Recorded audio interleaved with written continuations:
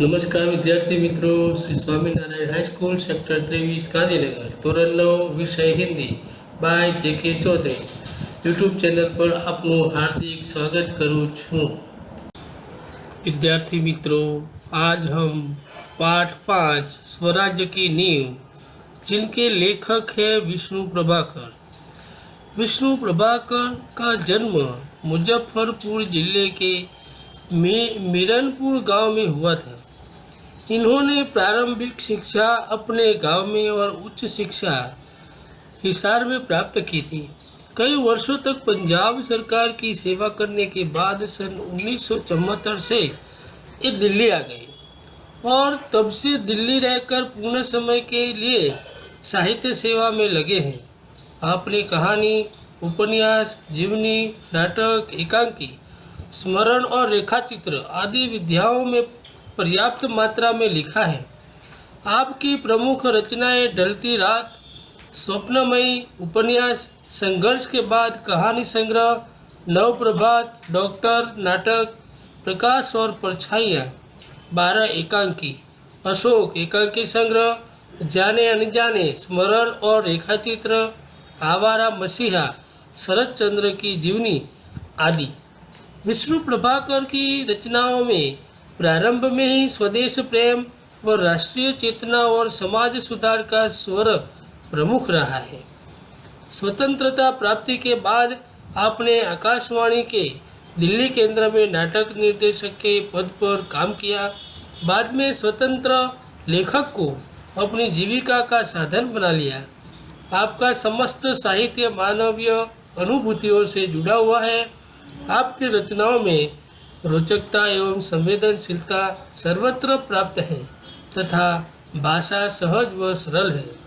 प्रस्तुत एकांकी स्वराज्य की नींव में प्रथम स्वतंत्रता संग्राम 1857 में लक्ष्मीबाई के त्याग और संघर्ष का वर्णन किया गया है। स्वराज्य की नींव रखने में स्त्रियों की भी महत्वपूर्ण भूमिका रही है। प्रस्तुत एकांकी के पात्र स्वराज्य की नींव के पत्थर हैं, जिनके त्याग, तपस्या व बलिदान के द्वारा भले ही स्वराज्य प्राप्त नहीं हुआ, लेकिन वे स्वराज्य की नींव का पत्थर बनकर जनमानस में देश प्रेम व नव जागरण की भावना जगाने की में अपनी सार्थकता समझते हैं। झांसी की रानी लक्ष्मीबाई हमारे देश के इतिहास का एक अमर पात्र है। उनका नाम आते ही हम श्रद्धा से नतमस्तक हो जाते हैं। प्रस्तुत एकांकी में लक्ष्मीबाई के साथ उनकी अन्य वीरांगनाओं के चरित्र की झलक भी देखने को मिलती है। लेखक का उद्देश्य स्वराज की नींव रखने में स्त्रियों की भूमिका को दिखाना है। सचमुच इस एकांकी के पात्र स्वराज्य की नींव के पत्थर हैं। भारतवासियों में स्वराज्य के प्रति चेतना जगाने में उनके योगदान को हम भूल नहीं सकते। विद्यार्थी मित्रों, पाठ 5 स्वराज्य की नींव। स्वराज्य यानी क्या? स्वराज्य की नींव माने पत्थर। इमारत बनाने के पहले उसके लिए उचित भूमि का चयन किया जाता है, फिर मजबूत नींव रखी जाती है। नींव जितनी मजबूत होगी, इमारत भी उतनी ही मजबूत होगी। इसी तरह स्वराज्य प्राप्त करने के लिए देश और समाज में उसके लिए वातावरण तैयार करना पड़ता है। यह वातावरण जनमानस को जगाकर ही तैयार किया जा सकता है। शहीदों के बलिदान जनमानस को आंदोलित करते हैं और लोगों में स्वराज्य पाने की भावना तीव्र बनाते हैं। वही स्वराज्य की हम बात करते हैं। झांसी की रानी लक्ष्मीबाई हमारे देश के इतिहास का एक अमर पात्र है। उनका नाम आते ही हम श्रद्धा से नतमस्तक हो जाते हैं। प्रस्तुत एकांकी में लक्ष्मीबाई के साथ उनकी अन्य वीरांगनाओं के चरित्र की भी झलक मिलती है। लेखक का उद्देश्य स्वराज्य की नींव रखने में स्त्रियों की भूमिका को दिखाना है। सचमुच इस एकांकी के पात्र स्वराज्य की नींव के पत्थर हैं। भारतवासियों में स्वराज्य के प्रति चेतना जगाने में उनके योगदान को हम भूल नहीं सकते। स्वराज्य की नींव के मुख्य पात्र है लक्ष्मीबाई, जो झांसी की रानी है। मुंदर और जूही उनकी सखियां हैं। तात्या उनके सेनापति हैं। रघुनाथ नाव सेना नायक है। रंगमंच पर युद्ध भूमि का दृश्य अंकित किया जा सकता है। कैंप कहीं पास ही लगा हुआ है। महारानी लक्ष्मीबाई के तंबू का एक भाग दिखाई देता है। पर्दा उठने पर महारानी लक्ष्मीबाई अपनी सखी जूही के साथ उत्तेजित अवस्था में मंच पर प्रवेश करती हैं। दोनों लाल कुर्ती के सैनिकों के वेशभूषा में हैं। लक्ष्मीबाई कहती है, मेरे देखते देखते क्या से क्या हो गया जूही। झांसी, कालपी, ग्वालियर कहाँ गई, परंतु मंजिल है कि पास आकर भी हर बार दूर चली जाती है। स्वराज्य को आते हुए देखती हूँ, परंतु दूसरे ही क्षण मार्ग में हिमालय अड़ जाता है। उसे पार करती हूँ तो महासागर की डरावनी लहरें थपेड़े मारने लगती है। उनसे जूझती हूँ तो नाविक सो जाते हैं। देखो जूही, उधर क्षितिज पर देखो। क्षितिज माने जहाँ धरती और आकाश मिलते हैं वह स्थान। कैसी लपलपाती हुई लपटें उठ रही है। सारा आकाश धूमघटाओं से छाया हुआ है। प्रलय की भूमिका है, लेकिन राव साहब है कि रक्तमंडल की छाया में ऐसो आराम में मशगूल है। आवेश में आते आते सहसा मौन हो जाती है। जूही कुछ कहने के लिए मुंह खोलती है कि महारानी फिर बोल उठती है, जूही, मैंने प्रतिज्ञा की थी कि मैं अपनी झांसी नहीं दूंगी, लेकिन झांसी हाथ से निकल गई। जूही सहसा तीव्र होकर, नहीं नहीं, झांसी हाथ से नहीं निकली, मैं अपनी झांसी नहीं दूंगी। मैं अकेली हूँ, लेकिन उससे क्या, मैं अकेली ही झांसी और रहने दूंगी। रानी लक्ष्मीबाई यह देखकर निराश है कि झांसी, कालपी और ग्वालियर स्वतंत्रता सेनानियों के हाथ में निकल गए हैं। केवल ग्वालियर का किला उनके अधिकार में रहा है। अगर ये भी चला गया तो रानी बहुत दुखी है। 1857 का संग्राम, उसी समय अंग्रेजों के सामने रानी लक्ष्मीबाई ने लड़ते लड़ते अपनी आहुति दी थी, अपना बलिदान दिया गया था। उसी टाइम जब अंग्रेज राजपूत राज्यों को खालसा करते गए जाते थे और हर राज्य में उनका एक नियम था विष फैलाना। ભાગલા પાડોની રાજકારોની નીતિ એમની અપનાવી હતી, જેના કારણે દરેક રાજ્યને તે ખાલસા કરતા જતા હતા। અહીંયા પણ ઝાંસીનું રાજ્ય લક્ષ્મીબાઈની પાસેથી લઈ લીધું છે। ગ્વાલિયરનો કિલ્લો માત્ર લક્ષ્મીબાઈની પાસે રહેલો છે। એના કારણે લક્ષ્મીબાઈ बहुत चिंतित है और निराश हो गई है। जूही लक्ष्मीबाई को कहती है, कौन कहता है आप अकेली है महारानी, आप तो गीता पढ़ती है, फिर ये निराशा कैसी। लक्ष्मीबाई कहती है, मैं निराश नहीं हूँ, मैं जानती हूँ कि मैं झांसी लेकर रहूँगी, लेकिन क्या तुम नहीं जानती कि उस दिन बाबा गंगादास ने मुझसे क्या कहा था। जब तक हमारे समाज में छुआछूत और ऊंच नीच का भेद नहीं मिट जाता, तब तक हम विलासप्रियता को छोड़कर जनसेवक नहीं बन जाते, तब तक स्वराज्य नहीं मिल सकता। स्वराज्य तो एक ही बाबत पर मिल सकता है कि जब हम केवल सेवा, तपस्या और बलिदान करें, तभी हमें ये प्राप्त हो सकता है। जूही कहती है, लेकिन महारानी, उन्होंने यह भी तो कहा था कि स्वराज्य प्राप्ति से बढ़कर है स्वराज्य की स्थापना के लिए भूमि तैयार करना, स्वराज्य की नींव का पत्थर बनना। सफलता और असफलता देव के हाथ में है और हमने आज वही कर दिखाया है। जूही कहती है कि लक्ष्मीबाई, हमने स्वराज्य की स्थापना की है, वही बहुत बड़ी बात है, लेकिन नींव के पत्थर बनने से हमें कौन रोक सकता है, वह तो हमारा अधिकार है। रानी लक्ष्मीबाई हमारे इतिहास का एक अत्यंत तेजस्वी चरित्र है। स्वराज्य की ही उनका अंतिम लक्ष्य है। इसके लिए वे बड़े से बड़ा बलिदान दे सकते हैं। स्वराज्य की नींव बनने में ही वे जीवन की सार्थकता मानते हैं। उन्हें राग रंग से सख्त नफरत है, भोग विलासियों के सामने उसे अच्छा नहीं लगता। उन्हें यही चिंता है कि स्वराज्य के लिए लड़ रहे उनके सैनिकों की वीरता कलंकित न होने पाए।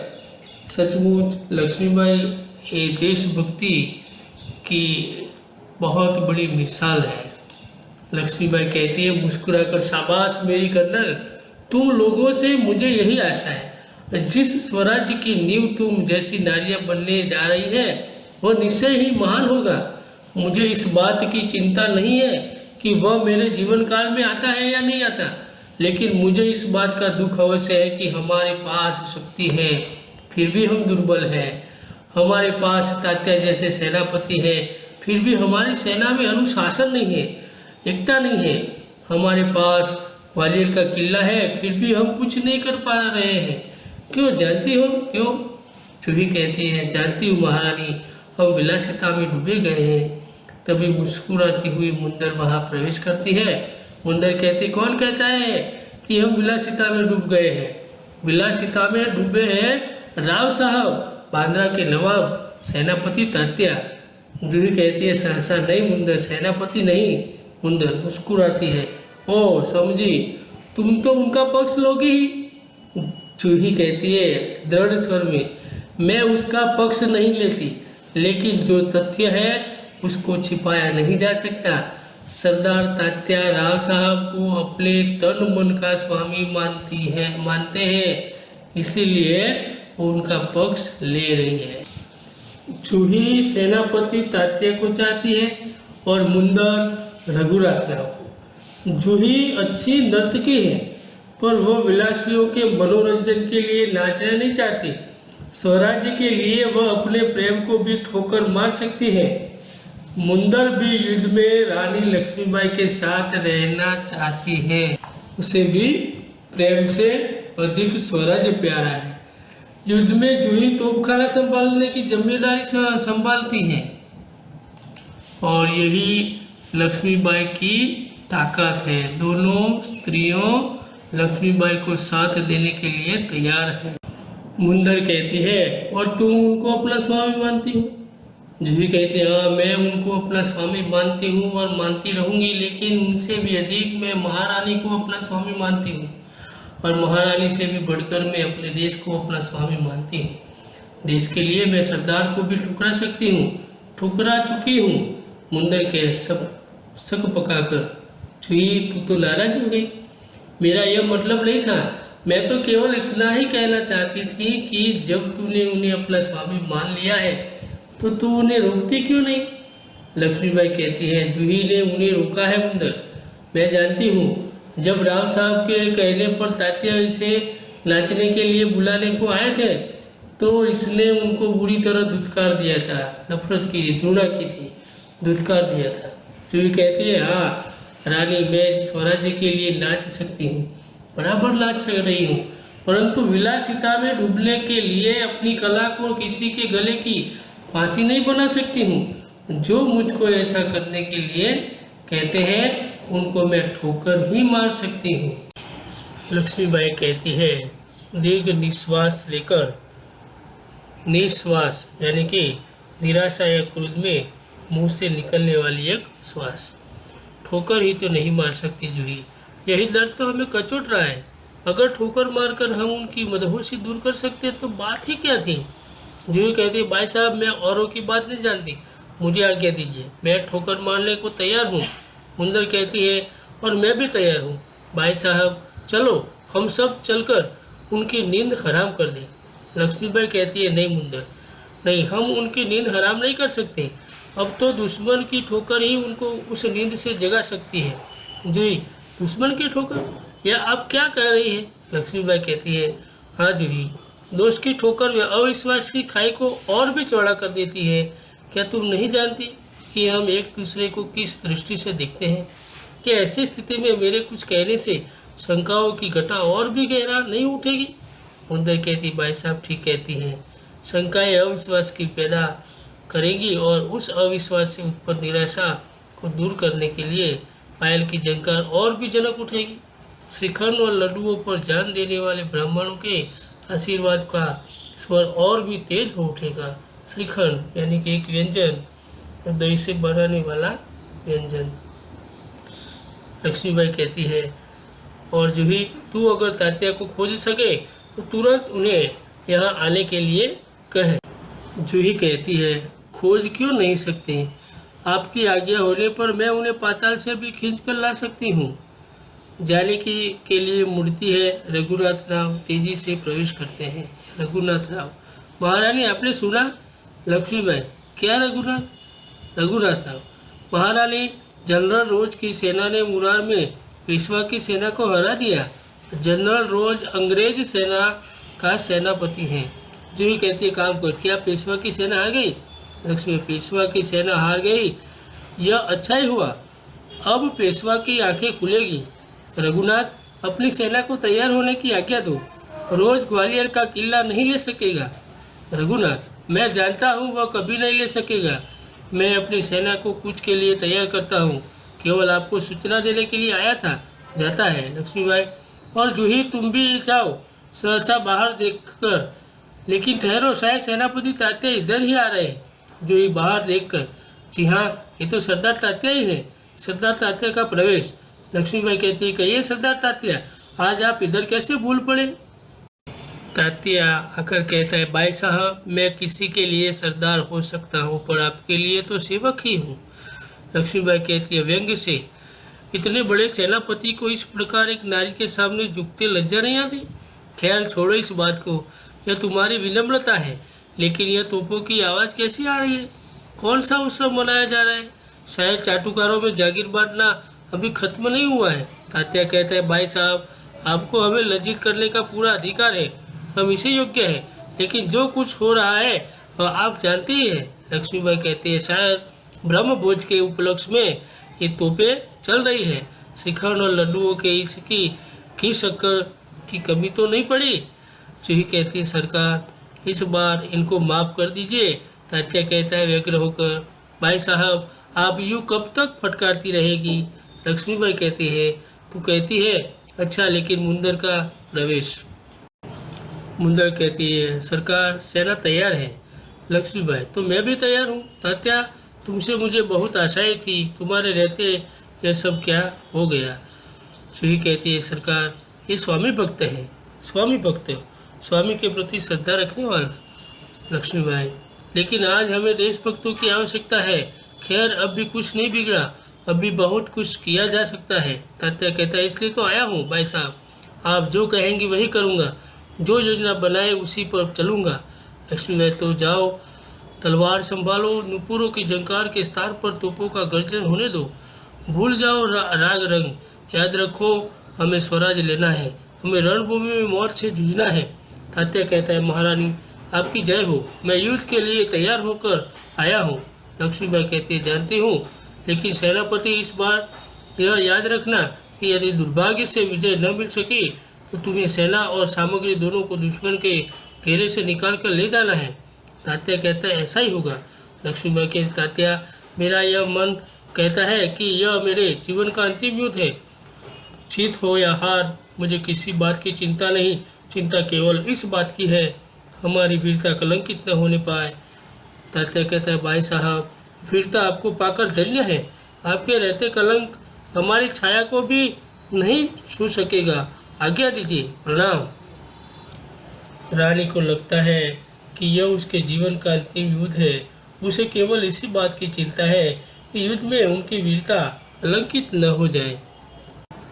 लक्ष्मीबाई कहती है, प्रणाम तात्या, मैं सीधी युद्ध भूमि में जा रही हूँ, देर न लगाना। तात्या चला जाता है। मुंदर कहती है, सरकार, आज मैं बराबर आपके साथ रहूँगी। जूही कहती है, और मैं तोप खाना संभालूंगी।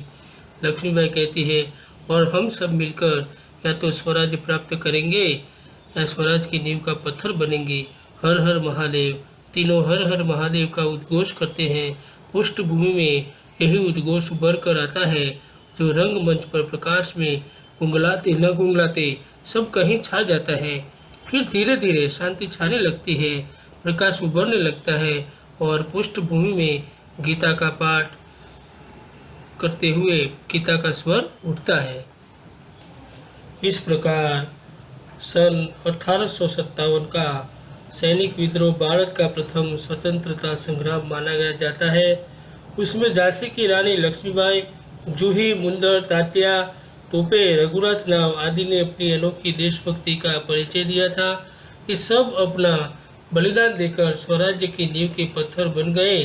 बाद में इस एकांकी के पात्रों के न्याय, तपस्या और बलिदान की नींव पर ही भारत की आज़ादी की इमारत खड़ी हुई। पाठ के अंत में शब्दार्थ, टिप्पणी और मुहावरे दिए गए हैं। देखते हैं।